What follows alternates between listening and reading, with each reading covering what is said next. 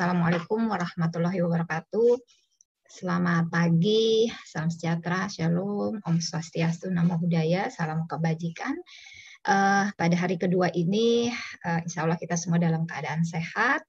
Terima kasih Dr. Grace, Dr. Dini yang sudah mengawali penyampaian materi tadi.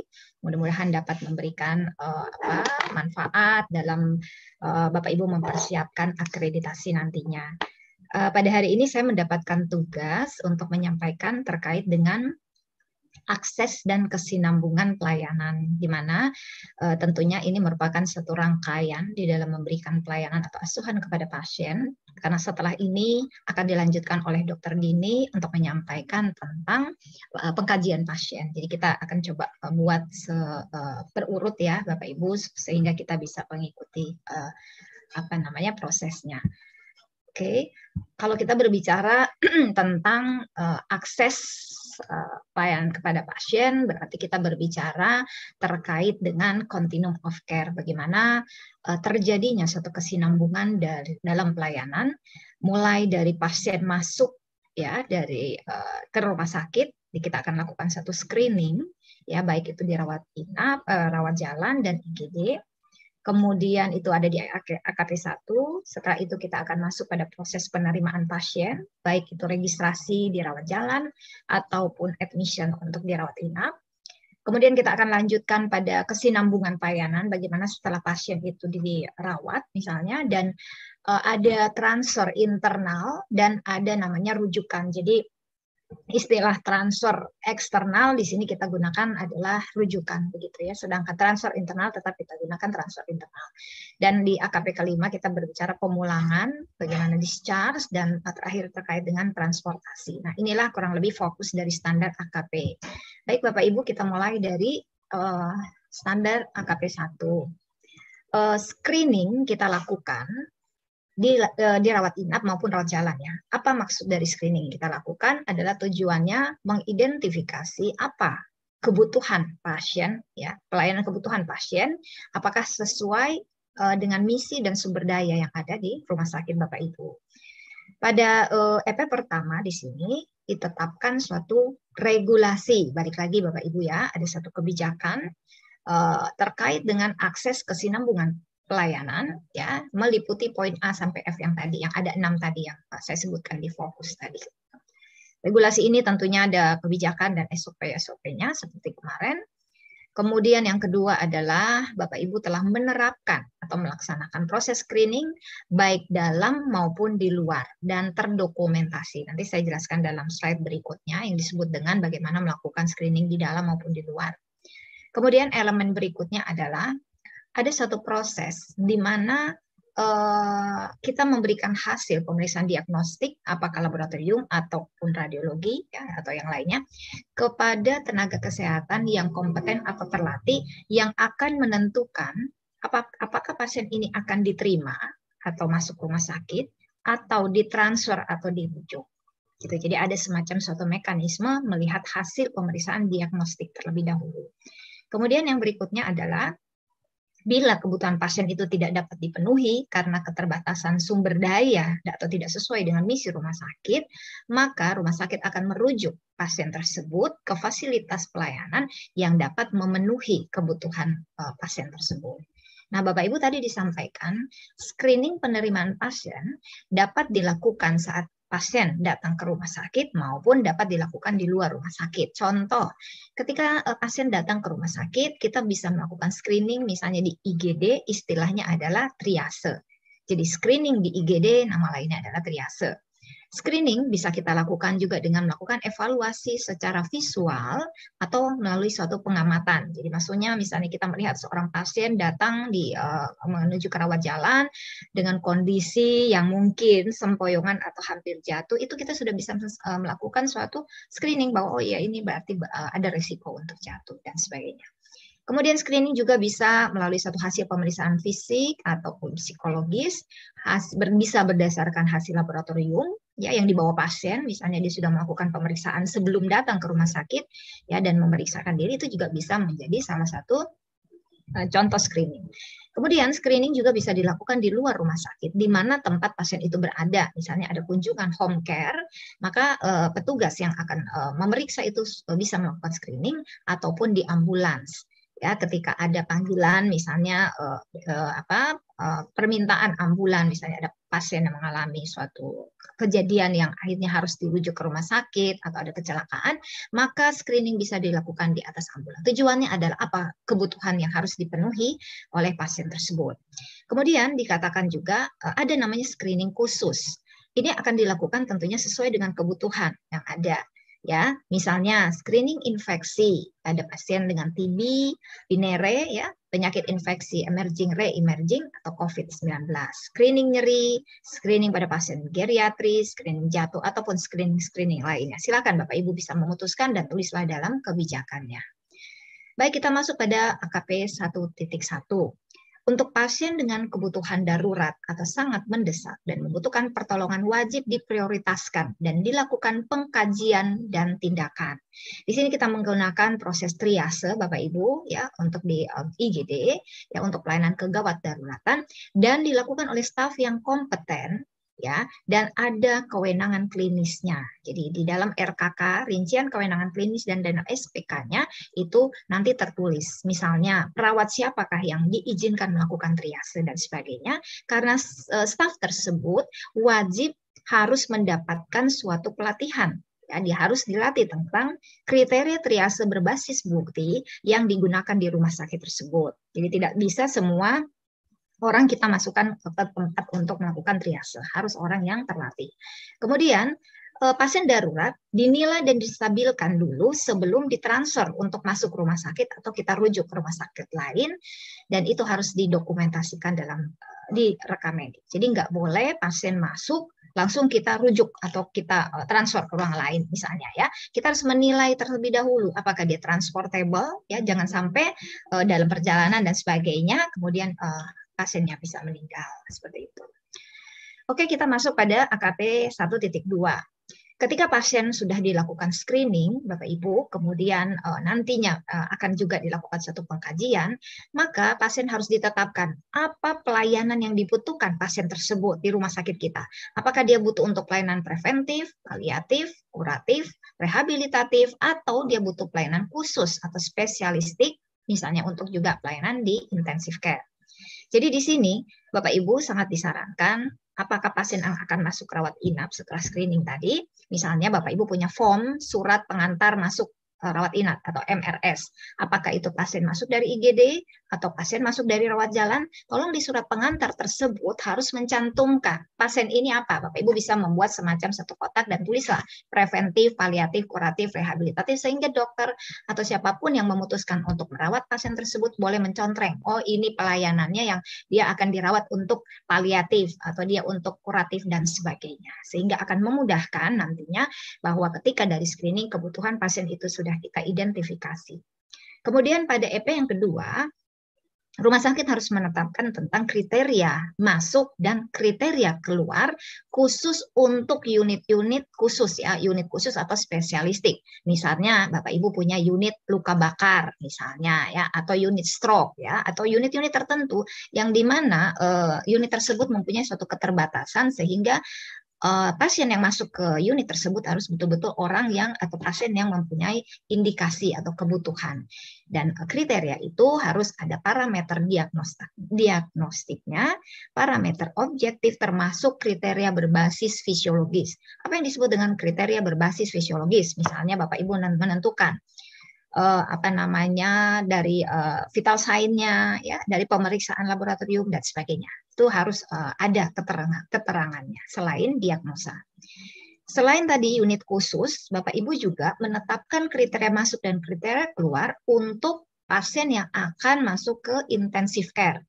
Apakah dia PICU, NICU, ICU, ICCU, HCU yang intensive care, Bapak Ibu harus menggunakan kriteria masuk. Sehingga di dalam status rekam medik, ketika pasien ada di dalam unit tersebut, intensive care atau unit spesialistik tadi, maka tercantum apakah dia memenuhi kriteria yang sudah Bapak Ibu tetapkan ketika dia masuk, dan ketika dia akan keluar atau pindah ke ruang rawat biasa, apakah kriterianya sudah terpenuhi untuk dia keluar dari unit tersebut.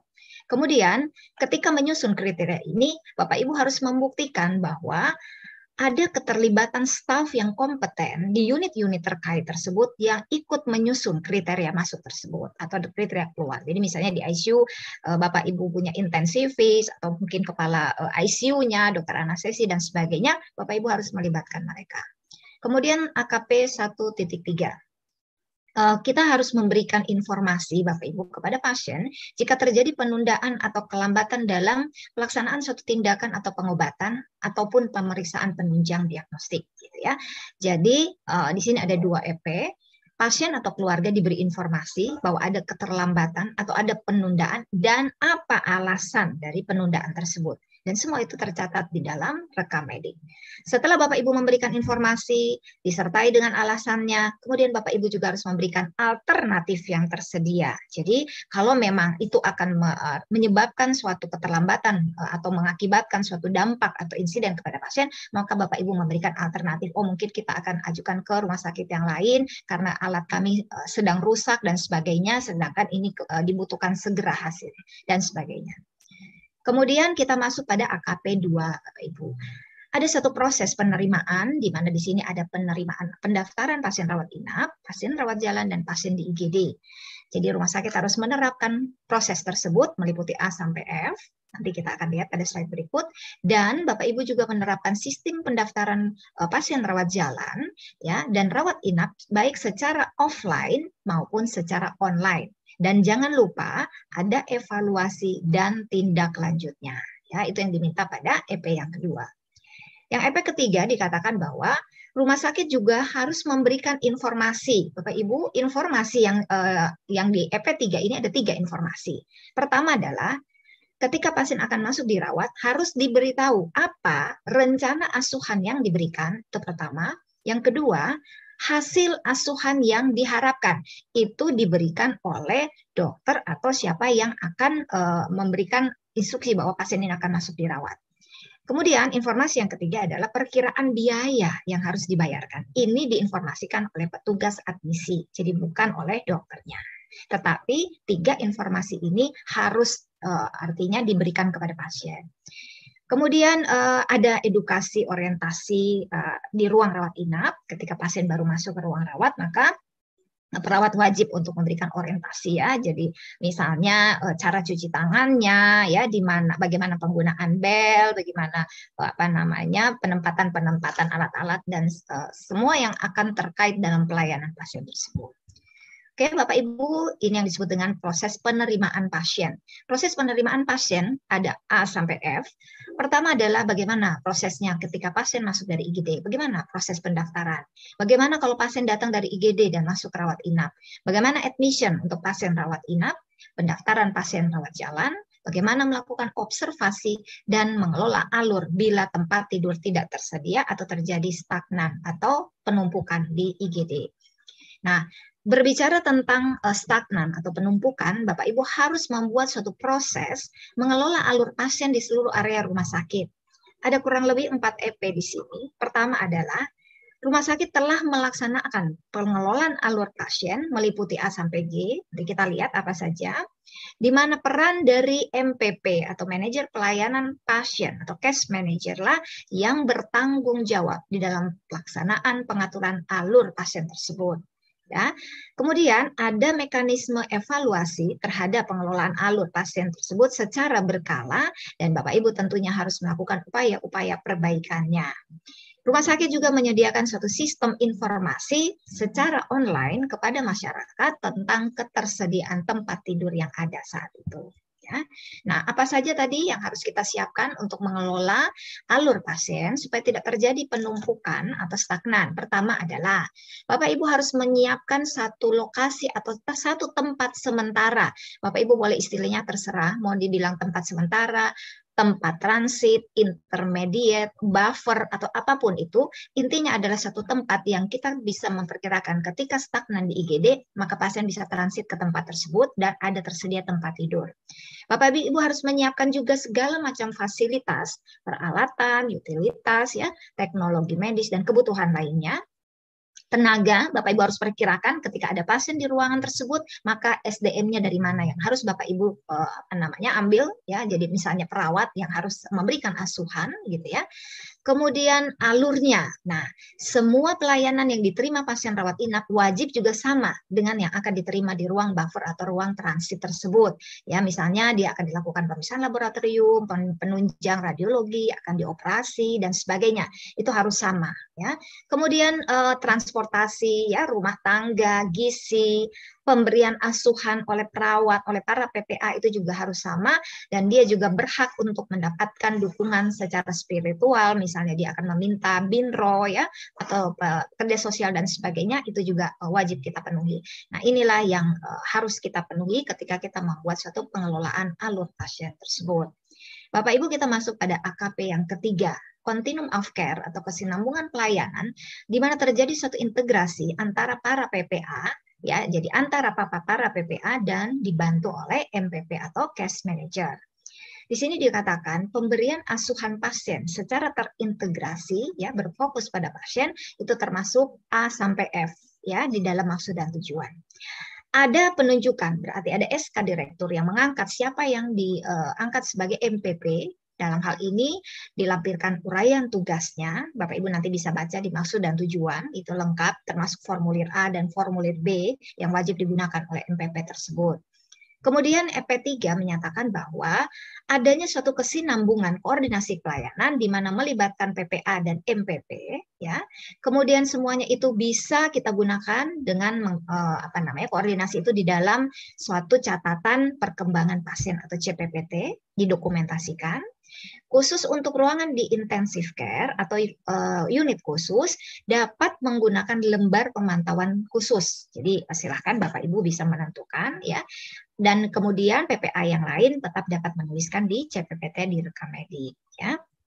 Perencanaan pelayanan pasien yang terintegrasi itu harus kita informasikan kepada pasien dan keluarga secara berkala tentang apa kemajuan atau progres pelayanan kita. Nah, Bapak Ibu, pelaksanaan asuhan yang dimaksud terintegrasi tadi meliputi A sampai F, adanya keterlibatan, pemberdayaan pasien dan keluarga dalam pelayanan, adanya DPJP sebagai ketua tim asuhan dengan PPA yang lain. PPA akan bekerja secara multidisiplin, interdisiplin, berkolaborasi, ya menggunakan beberapa dokumen ataupun kebijakan yang ada dalam rumah sakit, misalnya adanya PPK, ada panduan asuhan dari PPA yang lain, misalnya dari perawat, farmasi, ahli gizi. Bapak Ibu juga bisa menggunakan clinical pathway yang terintegrasi, algoritma, protokol, SOP, dan standing orders. Semua itu bisa digunakan. Kemudian pasien nanti akan dibuatkan discharge planning atau perencanaan pasien pulang yang diisi nanti di dalam pengkajian awal. Jadi discharge planning saat ini merupakan bagian dari pengkajian awal dan wajib dibuat untuk semua pasien yang masuk di rawat inap. Ya. Kemudian ada asuhan gizi terintegrasi dan peran dari MPP tadi. Bapak Ibu 3.1 menetapkan bahwa setiap pasien harus memiliki DPJP. Yang tentunya akan memberikan asuhan kepada pasien. Dan DPJP inilah yang kemudian akan berkoordinasi dengan para PPA yang lain dan semuanya harus tercatat di dalam rekam medis.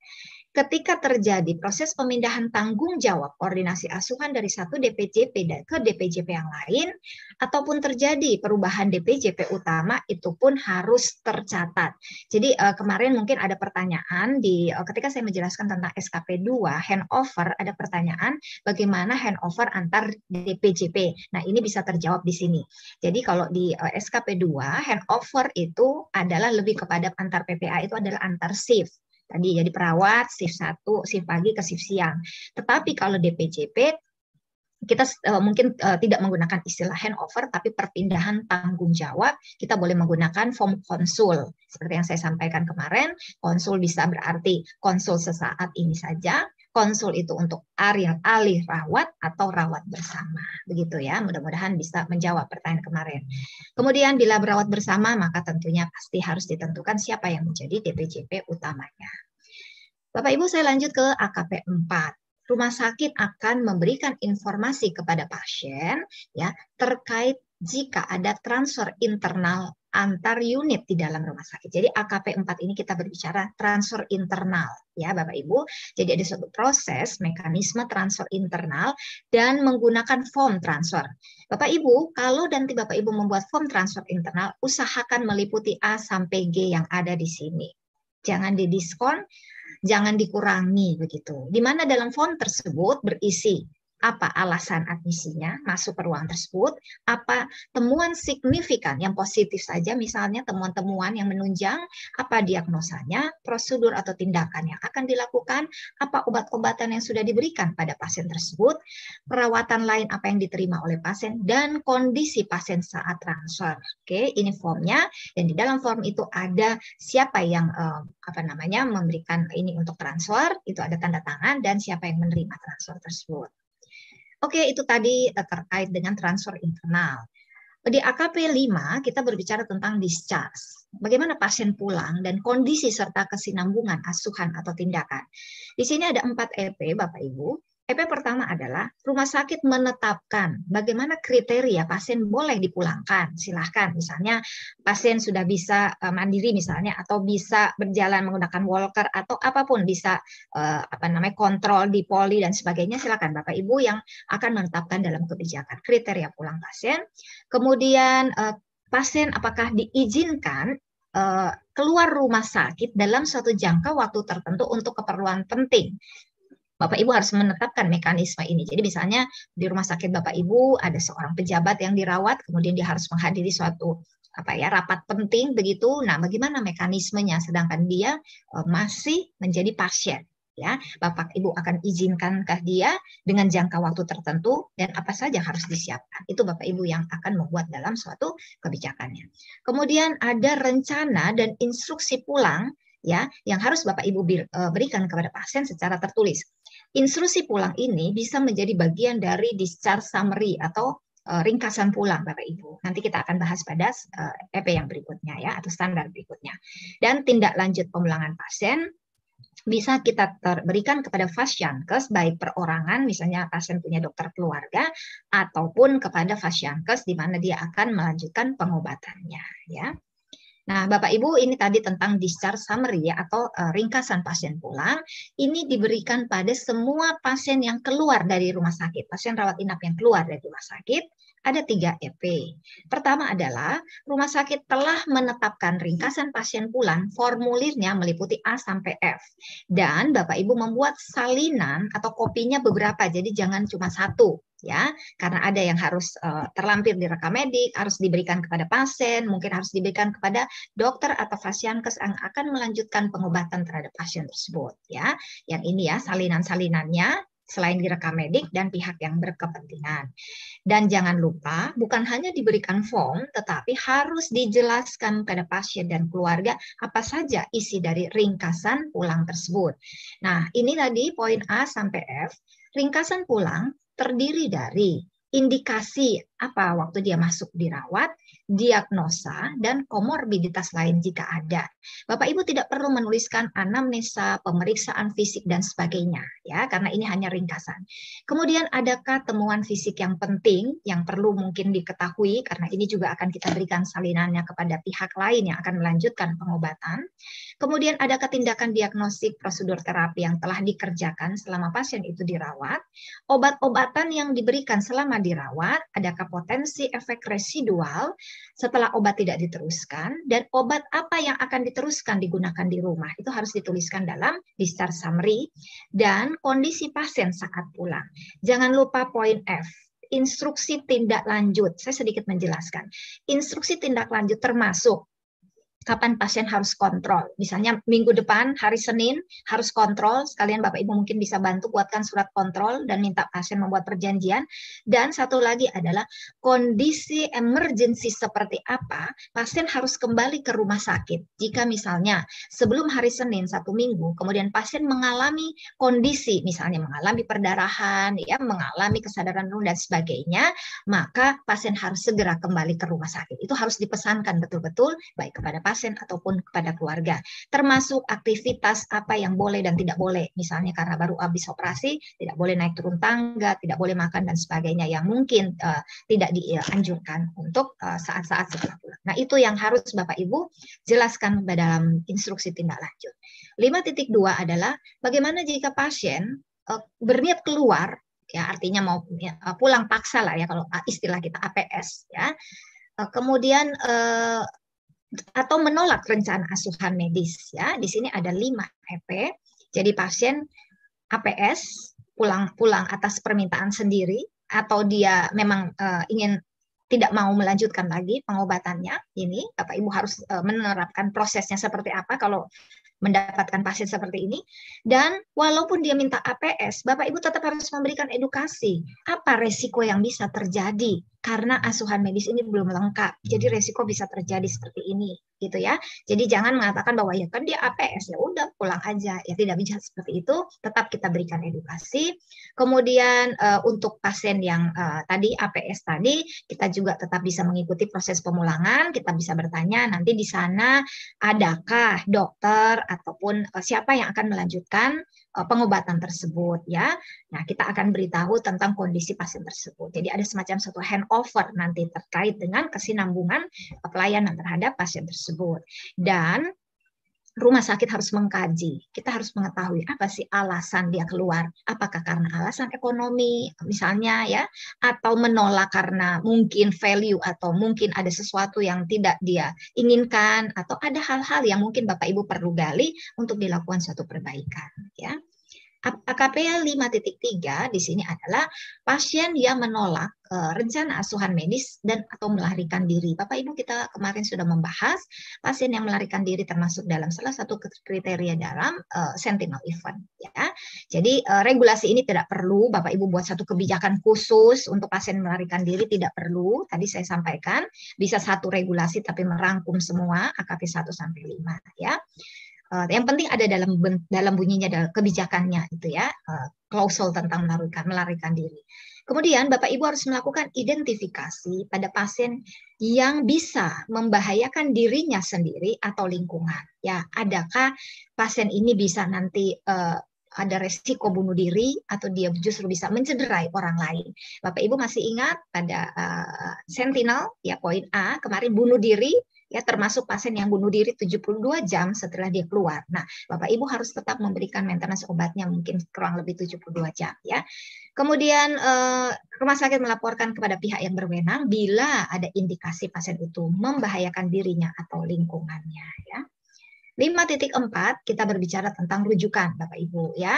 Jadi untuk kesinambungan pelayanan pasien yang Bapak Ibu masuk ke rumah sakit Bapak Ibu tetapi tidak terpenuhi sesuai sumber daya yang ada, maka dapat dilakukan rujukan ya. Tentunya sesuai dengan perundang-undangan. Tidak perlu buat regulasi sendiri. Sekali lagi ya Bapak Ibu, kalau ada kata-kata begini tidak perlu bikin kebijakan sendiri. Oke. Dilakukan sesuai kebutuhan, memastikan bahwa rumah sakit atau Fasiankes yang akan menerima rujukan atau menerima pasien kita itu dapat memenuhi kebutuhan pasien tersebut.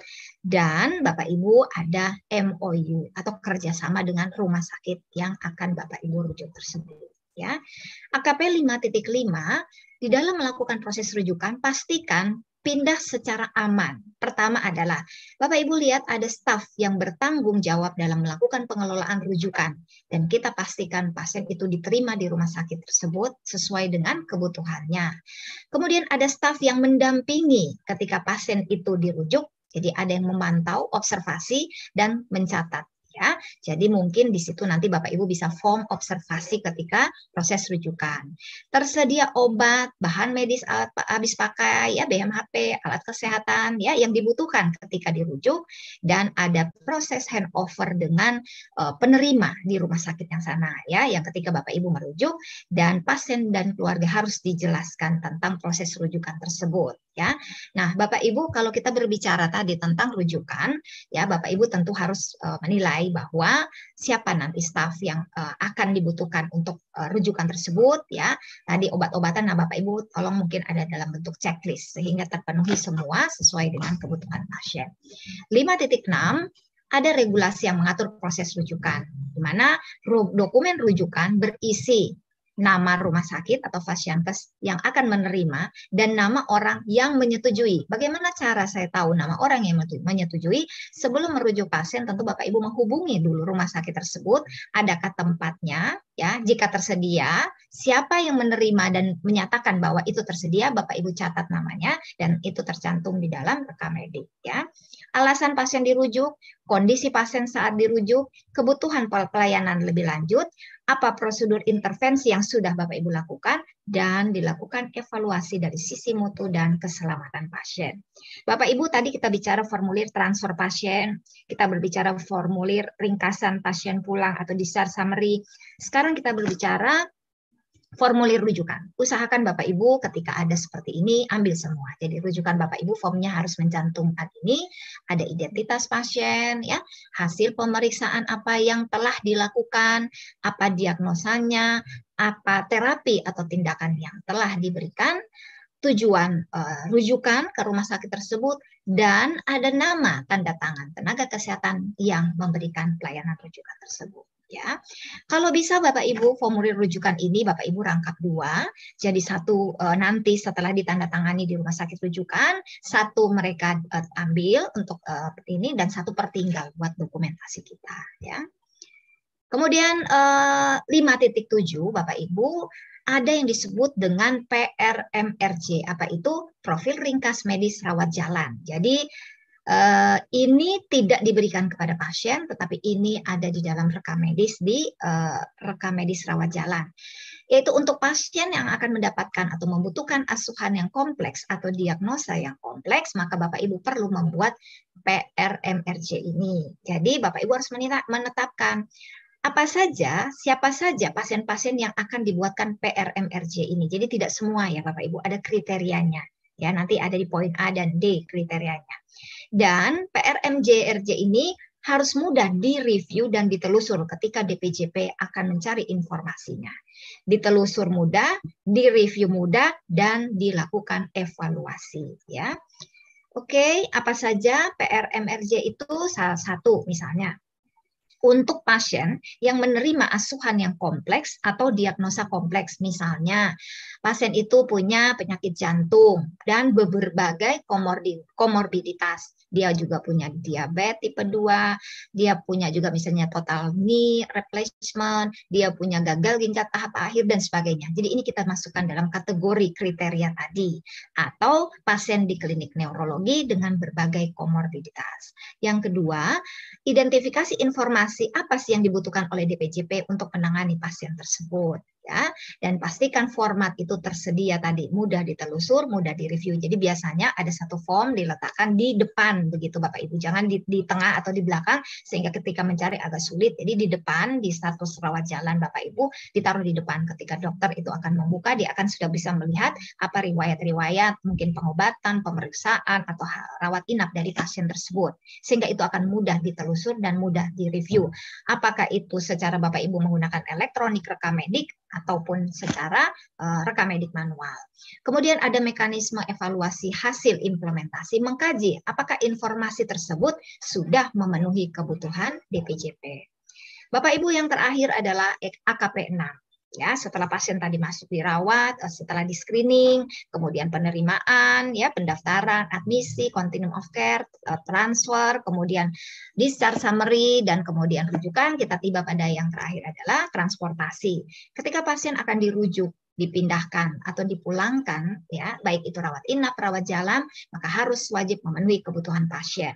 Oke, ada 4 EP. Pertama adalah ada proses transportasi sesuai kebutuhan pasien, meliputi adanya pengkajian kebutuhan transportasi. Jadi ketika pasien membutuhkan transportasi, Bapak Ibu harusnya ada satu form mengkaji pasien ini butuh transportasi apa. Apakah butuh ambulans transport yang biasa atau dia butuh yang rescue, misalnya ambulans yang rescue dan sebagainya. Itu harus ada semacam suatu pengkajian kebutuhan. SDM-nya siapa yang dibutuhkan untuk mendampingi ketika transportasi ini? Apakah cukup perawat? Jadi ada level-levelnya, ya, sesuai dengan kompetensi dan keadaan kondisi pasien, atau dia harus didampingi oleh dokter misalnya. Kemudian obat-obat apa yang harus kita siapkan selama proses transportasi, BMHP apa yang harus ikut juga kita siapkan. alat kesehatan, misalnya apakah perlu ventilator portable, apakah perlu monitor, dan sebagainya ya. Dan persyaratan PPI apa yang sesuai dengan kebutuhan pasien, misalnya pasien yang kita rujuk ini adalah pasien dengan infeksi yang menular ya. Kemudian jika rumah sakit memiliki ambulan atau alat transport tersendiri, maka pastikan Bapak Ibu ada bukti pemeliharaan terhadap kendaraan tersebut ya, maintenance-nya, misalnya ganti oli ya, bahwa ambulan atau alat transport itu safe, aman ketika akan membawa pasien. Ya, jangan sampai di tengah jalan mogok, dan banyak sekali kita lihat juga ada salah satu ambulan mengalami kebakaran dan sebagainya. Kemudian poin C, jika rumah sakit bekerja sama dengan jasa transportasi pasien secara mandiri, misalnya dengan 119, 118 misalnya ya, ambulan, ada MOU-nya Bapak Ibu. Ya, ada bukti bahwa Bapak Ibu melakukan kerjasama dengan mereka secara tertulis dan dilakukan evaluasi secara berkala kelayakan transportasi mereka, apakah memenuhi mutu keselamatan pasien dan keselamatan transportasi. Dan yang terakhir adalah kriteria alat transportasi. Ya. Untuk merujuk tadi, ya tadi didampingi staf yang kompeten sesuai dengan program PPI, mutu keselamatan pasien dan keselamatan transportasi. Baik Bapak Ibu, itu saja yang bisa saya sampaikan. Terima kasih. Saya nggak tahu masih ada waktu atau tidak untuk tanya jawab. Saya kembalikan ke Ibu Desi. Terima kasih. Ya. Oke, saya bacakan satu-satu ya. Ya. Dari Dr. Leni Zabidi SPA. Mohon izin mau bertanya untuk AKP 1, apakah masing-masing screening, baik dalam rumah sakit, di luar rumah sakit, dan screening khusus perlu dokumen tersendiri berbeda-beda jenis screening? Oke, Dr. Leni tadi disampaikan bahwa regulasinya harus ada dalam satu kebijakan dulu. Jadi ada satu kebijakan besar saja dulu tentang standar AKP ini. Kemudian di breakdown tadi menjadi SPO-nya begitu. Jadi SPO-nya misalnya bagaimana melakukan screening. Jadi karena SPO ini bersifat lebih spesifik karena proses atau langkah-langkah, sehingga boleh misalnya screening pasien di IGD, tadi kan triase gitu ya. Screening pasien di rawat jalan. Itu bisa SOP-nya tersendiri. Jadi tidak perlu kita membuat satu panduan yang banyak, tetapi SPO aja yang kita buat, termasuk bagaimana kalau screening dilakukan di luar rumah sakit, misalnya di ambulan. Jadi SOP-nya iya tersendiri, tetapi kebijakannya jadi satu. Kemudian yang berikut adalah masih sama Dr. Leni, AKP 1.2. Rumah sakit kami memiliki ruang rawat TB MTR. Apakah itu termasuk unit pelayanan khusus dan perlu dibuat kriteria masuk dan kriteria keluar? Iya. Bisa, karena tentunya tempat tidurnya mungkin terbatas ya. Kita sebut dia unit pelayanan khusus atau spesifik karena tidak seperti ruang rawat inap biasa yang mungkin tempat tidurnya bisa banyak. Ketika kita ada unit khusus yang dengan adanya keterbatasan, misalnya tempat tidur, tenaga, dan peralatan, maka tentunya kita harus menyaring siapa yang memang akan masuk ruangan tersebut, yang memang sesuai dengan indikasi atau kebutuhan pasien tersebut ya. Kemudian dari Nurse Minawati, kriteria masuk ke ruang intensive care apa dibuat panduan pengorganisasian unit atau harus terpisah? Ibu Minawati, pedoman pengorganisasian dan pedoman pelayanan itu kan dibuat oleh kepala unit. Kalau kriteria masuk ataupun kriteria tadi ya, kriteria keluar itu bisa dimasukkan dalam suatu kebijakan saja bahwa kita misalnya di rumah sakit Ibu Minawati punya ruang intensive care, ada PICU, ada NICU gitu ya, ada ICU dan sebagainya, itu masing-masing harus dibikinkan kriteria sendiri-sendiri.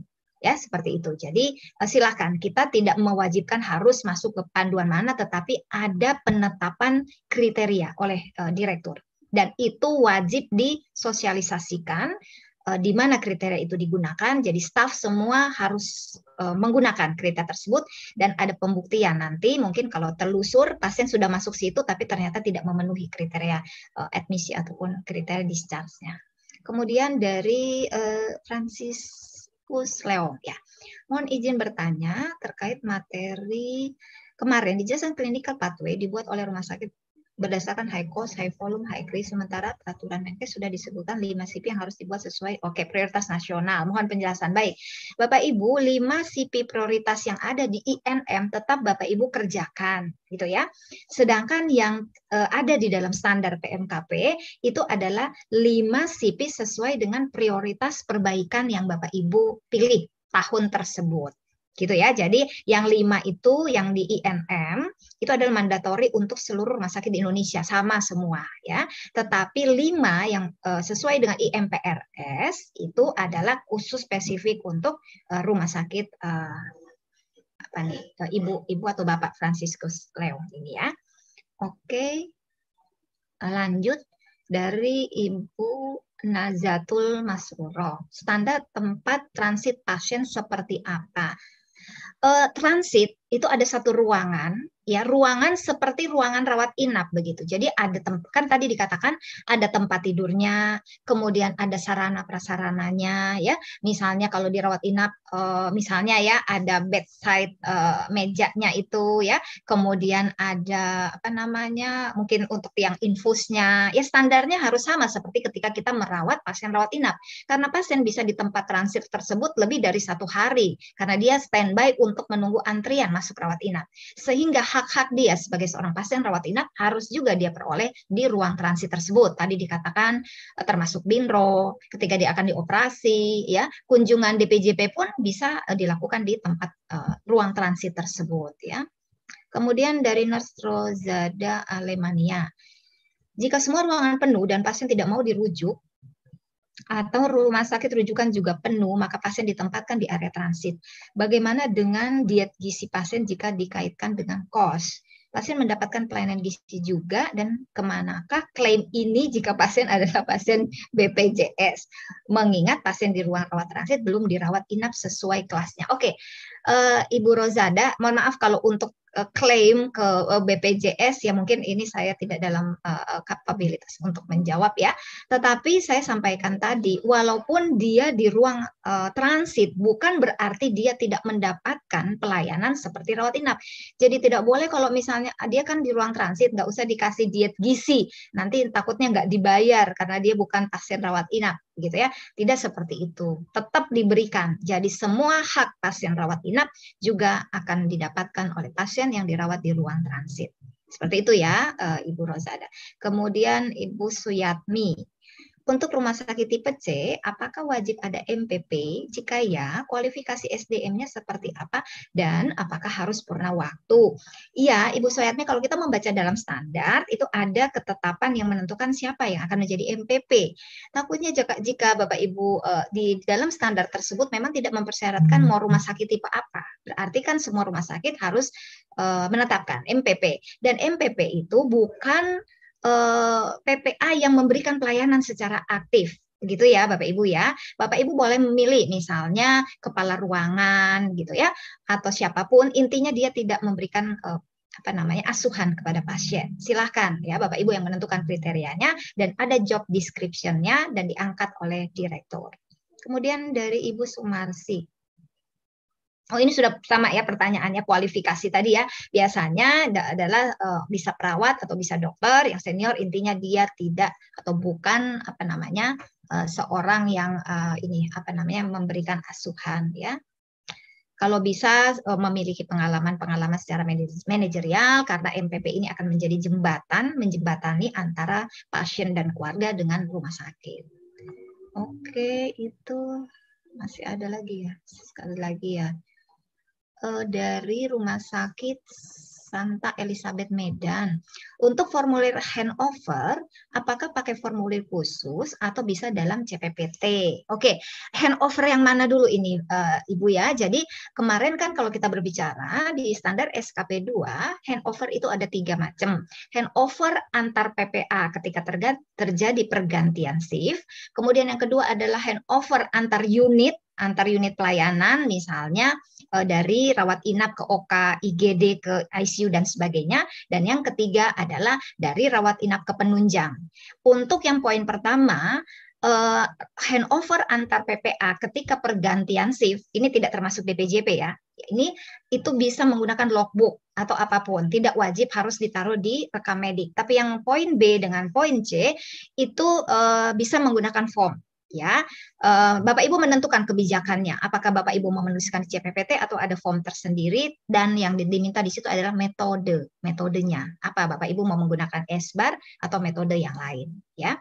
Kemudian dari Dr. Awan Tri Pujanto, mohon arahan tentang peran MPP terkait pengaturan alur pasien.